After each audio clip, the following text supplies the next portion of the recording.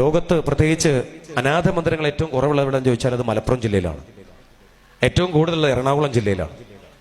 ഈ അനാഥ മന്ദിരത്തിൽ ഏറ്റവും കൂടുതൽ കഴിയുന്നത് ഞാൻ വിശ്വസിക്കുന്ന ക്രൈസ്തവ മതത്തിൽപ്പെട്ട ആളുകളാണ് മക്കൾ കൊണ്ട് ഒഴിവാക്കുന്നത്. 168 വൃദ്ധസദനങ്ങളിൽ ഈ അടുത്തിടയ്ക്ക് ഞാൻ പോയിട്ടുണ്ട് ഈ 4 വർഷമായിട്ട്. അവിടെ എവിടെയും ഒരു ഇസ്ലാം മത വിശ്വാസത്തിലുള്ള ഒരു ഉമ്മയും ഉപ്പയും എനിക്ക് കാണാൻ പറ്റിയിട്ടില്ല. ഒരു ഉമ്മയും ഉപ്പയും കാണാൻ പറ്റിയിട്ടില്ല. അതൊരു പക്ഷേ നമ്മൾ വിശ്വസിച്ചിരിക്കുന്ന ധാർമ്മിക മൂല്യബോധ ചിന്തകളുടെ ഏറ്റവും നല്ല ഉത്തമ മാതൃകയാണ്. നിലയും നിലയുമെല്ലാം ഉയരുന്നത്. തിരക്കുകൾ എത്രയും ആയിക്കോട്ടെ, തിരക്കുകൾ എത്രയും ആയിക്കോട്ടെ. ഒരുപാട് തിരക്കുള്ളൊരു വ്യക്തിയാണ് യൂസഫ് അലി. റോയിട്ടോസിന്റെ കണക്കെടുത്തപ്പോൾ സമ്പന്നരുടെ പട്ടികയിൽ 5ാം സ്ഥാനം. അദ്ദേഹം എത്രയും തിരക്കുള്ള മനുഷ്യനാണ്. രാജ്യം പത്മശ്രീ നൽകി ആദരിച്ച വ്യക്തിയാണ്. അദ്ദേഹം എവിടെ പോയാലും അദ്ദേഹത്തിന്റെ കയ്യിൽ ചെറിയൊരു ലാപ്ടോപ്പ് ഉണ്ടാവുക. ലാപ്ടോപ്പ്, ആ ലാപ്ടോപ്പ് തുറന്നിട്ട് അദ്ദേഹം ഒന്ന് ഇങ്ങനെ മണത്തു നോക്കും. ജോർദാൻ എത്തിയപ്പോൾ സായിപ്പ് ചോദിച്ചു, എന്താ ഇങ്ങനെ മണത്തു നോക്കണം യൂസഫ് അലി ചോദിച്ചു. അദ്ദേഹം പറയാ, എന്റെ ഉമ്മാന്റെ വസ്ത്ര ലാപ്ടോപ്പ് ബാഗില്. എന്ത്? എന്റെ ഉമ്മ ആഴ്ച കൂട്ടി ധരിച്ച വസ്ത്രമാണ് ഈ ലാപ്ടോപ്പ് ബാഗില്. ഉമ്മയുടെ വസ്ത്രം കോൺഫറൻസുകളിലേക്കും വിമാനത്തിന്റെ ലോഞ്ചിങ് സെക്ഷനിലേക്ക് പോകുമ്പോ ആ സിബ് തുറന്നിട്ടൊന്ന് മണത്തു നോക്കും ആ മകൻ. വല്ലാത്തൊരു ധൈര്യം കിട്ടുന്നു എന്ന് അദ്ദേഹം പറയുന്നു.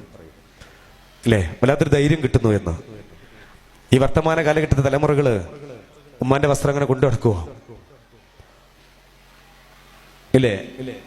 ഒരുപക്ഷെ എന്റെ പ്രിയപ്പെട്ടവരെ, പലതും നമ്മൾ പലപ്പോഴും മറന്നു പോകുന്നുണ്ട്. നമ്മൾ പലപ്പോഴും ഓർക്കേണ്ടത് ഓർക്കുന്നില്ല. പലപ്പോഴും നമ്മളെല്ലാം തിരക്കിൽ ഇങ്ങനെ ഓടുകയാണ്. ഇങ്ങനെ ആർക്ക് സന്തോഷ സമാധാനമൊന്നുമില്ല. ഈ ഇരിക്കുന്ന എല്ലാവർക്കും സമാധാനം ഉണ്ടോ ചോദിച്ചാൽ 100% പറയും സമാധാനം ഇല്ലാന്ന് വേണേൽ നമുക്ക് കണ്ടെത്താൻ പറ്റും. ഇല്ലേ?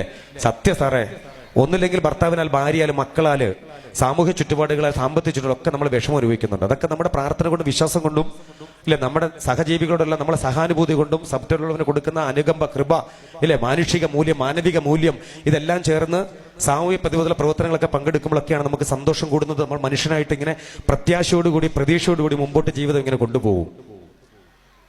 അല്ലേ? പ്രതീക്ഷയോട് മുമ്പോട്ട് കൊണ്ടുപോകും.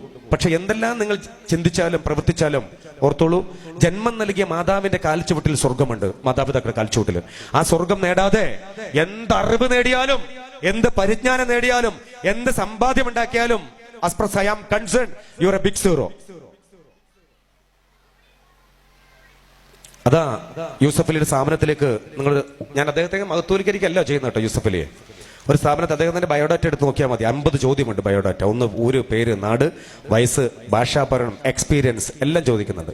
ആ ചോദ്യത്തില്, ആ അപേക്ഷയുടെ ബയോഡാറ്റയുടെ 25ാമത്തെ ചോദ്യം ഭയങ്കര രസാ. 25 ഉമ്മയുണ്ടോ? 26 ഉമ്മയുടെ പേരെന്താണ്? 27 ഉമ്മയ്ക്ക് എന്തെങ്കിലും അസുഖമുണ്ടോ? 28 ഉമ്മയുടെ മൊബൈൽ നമ്പർ.